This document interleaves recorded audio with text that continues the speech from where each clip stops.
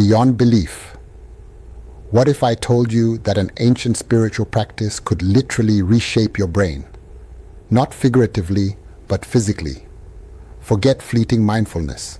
We are talking about tangible, measurable changes in your neural architecture. For centuries, millions have practiced Dhikr, the rhythmic remembrance of the divine. But is this just an act of faith? Or is there a groundbreaking scientific truth hidden within the repetition? Today, we are moving beyond belief into the realm of neuroscience. We will reveal how rhythmic chanting activates specific neural circuits, shuts down the ego center of your brain, and floods your system with the molecules of bliss. Let's explore the brain on Dhikr, the rhythmic pulse. When you engage in Dhikr, your brain enters a state of rhythmic activation. As you repeat a phrase, your motor cortex and auditory cortex begin to sync up. But the real magic happens in the gamma waves. Research shows that focused chanting leads to gamma wave synchronicity. These are the fastest brain waves, associated with peak concentration and heightened states of consciousness.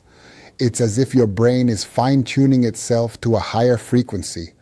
At the same time, something extraordinary happens to your default mode network, DMN, the part of the brain responsible for mind wandering and that inner critic that never stops talking.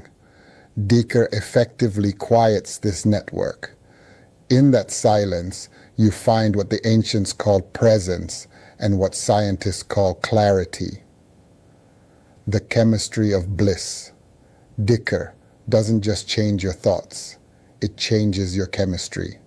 The sustained focus of chanting naturally boosts your serotonin levels, the molecule of mood regulation, and dopamine, the neurotransmitter of reward and motivation.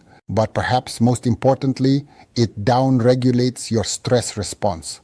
By activating the vagus nerve through rhythmic breathing and sound, Dhikr tells your body to stop producing cortisol. You are literally telling your nervous system, you are safe, you are at peace. This state is remarkably similar to what psychologists call the flow state, a period of optimal performance where the self vanishes and you become one with the action. In Dhikr, you become one with the remembrance. Neuroplasticity. Now, let's talk about long-term transformation.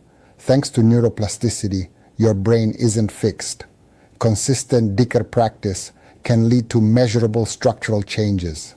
Studies on similar meditative practices show an increase in gray matter density in the prefrontal cortex, the CEO of your brain. This part handles decision-making and emotional control. Simultaneously, the amygdala, your brain's fear center, begins to shrink or become less reactive. This means that over time, you aren't just calmer during Dhikr. You become a person who is naturally more resilient to stress, more focused, and less prone to anxiety in your daily life. You have literally rewired your brain for peace, your inner frontier. Whether you approach this as a sacred spiritual duty or a tool for neurological optimization, the result is the same: transformation. You have the power to influence your own biology through the language of the soul. Try this. Spend just 10 minutes today in rhythmic repetition. Notice the shift in your breath, the silence in your mind, and the pulse of your heart. The future of consciousness research is only beginning to scratch the surface of what our ancestors already knew. Thank you for joining us on this journey through the mind. I am your name, and this is Islamic Dream Symbols. Don't forget to subscribe for more deep dives into the science of the soul. Peace be upon you.